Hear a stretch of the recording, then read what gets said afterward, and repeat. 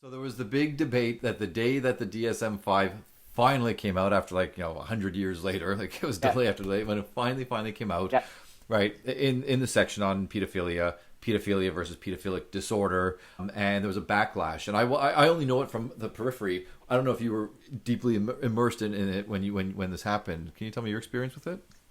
I had, I think, probably one of the best seats in the world to watch what was going on in the DSM. Okay. So I was a spectator, but I got a really good seat. That's because physically down the hall from my office was Dr. Ray Blanchard, Right. Yeah. who was the chair of the subwork group on the paraphilias, and he's the one who, essentially wrote the criteria for pedophilia, and he was head of the work group that did all of the paraphilias. Also working, just 3 floors down from me was Ken Zucker, who was the chair of the work group for all of the sex and gender section throughout the DSM. And of course, the three of us have, been close colleagues for many, many years. Now, although I was not part of the actual DSM committees themselves, I of course was reading everything that was going on, and a great deal of what was included in Blanchard's proposals was what was based on the science. And the science, was, of course, when it comes to pedophilia, a large part of what I myself published. So I got to watch it, and I got to watch each version of the proposals, although both Blanchard and Zucker, of course, were under confidentiality agreements, so there was a limit to what they were able Right. to tell me specifically what was going on inside the committees. But as I say, despite the parts where they had to huddle and there was something I couldn't know, other than that, I had a really good seat. Okay. Now, essentially what happened is Blanchard did some exquisitely smart things in his proposal. One of the criticisms that had been rallied against the DSM by, I'll call them pedophile activists, people who were pointing out that, I shouldn't say pedophile activists, it's broader than that. Sexual diversity advocates in general. I don't mean gay activists. I mean, BDSM advocates, people Sure. who are into consensual but far, far out sexual stuff. Now, there were some people who criticized the DSM because it had a category for sexual sadism. Right. Yep. Yep. Now, sexual sadism, of course, was never intended. There was nothing in its application that ever, talked about, rope slap, bondage, the consensual. Consensual. Yes. Yes. Right, yeah. On the mind of the sadist is giving pleasure to the other person, even though they're using plain to obtain that pleasure. Right. Which is completely different from the, the newspaper sexual sadist who doesn't give two shits about the mindset of the person he's with. Right. However, from the point of view of activists whose only model for how to become accepted in society is what the gay movement did, is doing what the gay movement did and going after the language. So they started demanding that sexual sadism be taken out of the DSM because they thought it made them look bad, even though it had absolutely nothing to do with them, wasn't intended to them. And by the way, the reason that the word sadism was originally in a medical context was adopted by the community, and then the community is demanding that the medical establishment cease using it. Right. As I say, the situation was crazy political. However, these activists were taken seriously by the committees, and the way that Blanchard solved that kind of problem was to divide the sexual interest from the diagnosis of a sexual disorder. So one could be a sadist, masochist, a fetishist, a cross-dresser, whatever it was, but not automatically be deemed, worthy of a disorder. So they could be a whatever, but not be called having a mental illness. Right. So that's what Blanchard did. However, when things then went above Blanchard's committee, they just changed shit that Blanchard did, and they did it clumsily and incorrectly. Okay. They started adding criteria willy-nilly. Again, these were people, not the experts. They were overturning what the experts did, and surprise, surprise, get people working not in their field, they screw stuff up, and that's what they did. And so when they started messing things around, they just kind of blanket added to everybody, the distress criteria and saying, you don't qualify this if you're not distressed. To which, of course, people said, right, so a pedophile who's right, offended against a number of people, if the pedophile's okay with it, right, no diagnosis. right, Right? Expert doctor overturning the experts? right. Right. But that was That's kind of silly. okay. Well, first of all, you answered. That's actually that was the DSM-4 before they revised it for the TR, the text revision. I was going to ask you about that because that was my next question. I was going to ask you of why the hell that happened, because I've looked and looked and I could never understand, because in the DSM-3 and the 3R they didn't have those criteria. So if you acted on your urges yet you didn't feel bad about it and it didn't cause you any significant impairment in your functioning, you're okay, Jack. All right. That was not in the 3 and 3R. It was in the 4. It was revised in the TR. Okay, so you answered the other question. Okay, which was for the DSM-4. So thank you for that. You've explained. Oh, my pleasure. I back up one further step, and I would very freely damn the entire DSM system when it comes to the paraphilias. I mean, version after version after version of the book, there hasn't been a single test of any of them. So we have, not just politics overturning. So we just have politics parading as science. Right. The first time that we had a scientific version of them, it was still overturned by the various politics. The DSM has really removed itself as a forensic or scientific document. I don't think that they realize that that's what they've done. But in, playing their various, political pretend not to take a side way of doing it, they have removed themselves from just about all relevance except insurance billing. The three major things for what they are used are legal purposes, are you insane or not, pulled into SVP legislation or not, according to whether a thing you have is in the book.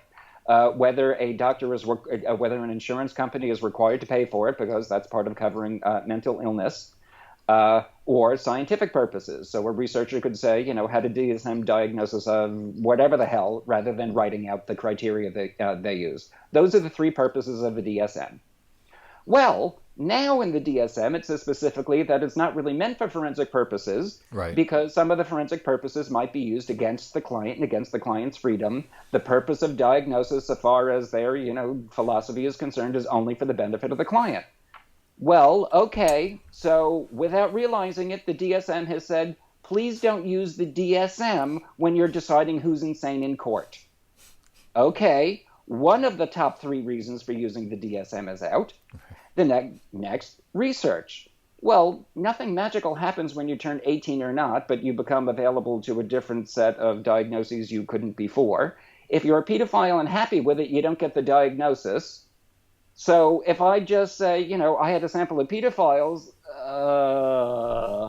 are they? These criteria have never been tested.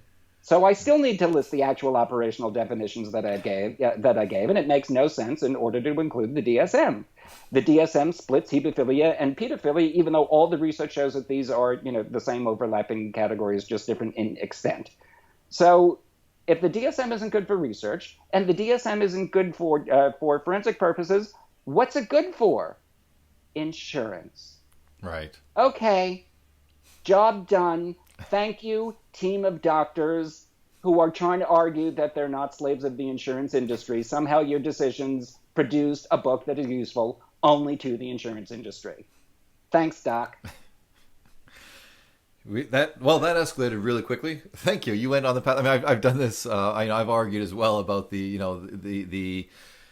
let's say the overriding of let's say scientific or medical exploration or merit by financial interest, which is what you've just done basically very clearly and cogently. You showed one angle. I usually talk about the medical angle or the medication angle, but you've shown quite clearly that that this book that should have these three purposes at least that you described really has become a tool for this one purpose. And I hesitate, although I'm skeptical, I hesitate to say an outright cynic. In none of the particular diagnoses where I've watched the progress, has there been any influence of an insurance carrier? I mean, it's not like they want to, cover pedophiles. Right.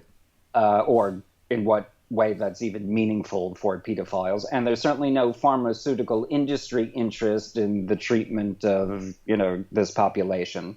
So I don't think that it's been a financial interest that was running these particular decisions. I just think it's an example of that was the only actual priority, and there's just nobody in the decision-making system for whom the science or legal uses were a priority. Right. There was a single lawyer who didn't really know anything about the sexual parts who was given as advisor. That was it. Okay, there really was. It was a single person's input to people who know that they don't know anything about the legal situation or even how complicated it is. Right. Well, that's in that section. I mean, but there are other sections where I think of, like, with bipolar disorder or other diagnoses where I question, where Dr. Alan Francis, where he's done his expose saying, that there are the financial ties on the broader, in the broader sense of the DSM. So that man is the Donald Trump of psychiatry.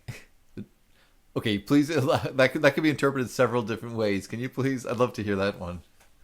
It's attention for attention's sake. He pulls down the very same things he built up. He extolled them, and now is he really, now, of course, I have problems with the DSM-5. Is he having problems with the DSM-5, or is he having problems with not his version of the book, when these are supposed to be improvements on his book? I have read the things that he has said about the sex parts of the DSM, again, which is really the only point where I paid much attention to him. But the things that he said, again, were he just, without knowing what he was doing, just said shit that, sounded legit, which included changes over one of the diagnoses, the explicit recognition of hebephilia along with pedophilia.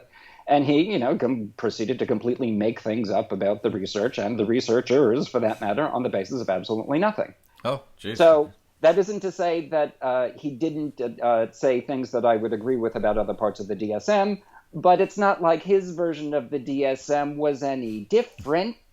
Right. It's just that he was perfectly willing to go along with it when he was the beneficiary, and now, when it's on somebody else's stuff, now he's challenging them all. Right. I have some questions that even if what he is saying is correct, I hesitate to award him that he was doing this despite any damage it might do himself. I think he's doing it primarily for the attention. Okay. Is there inside information or extra information that you have? No. I have no inside information. Okay. It's, as I say, Blanchard and Zucker were both under gag orders. There's nothing about Francis that I don't believe that didn't come from what he said.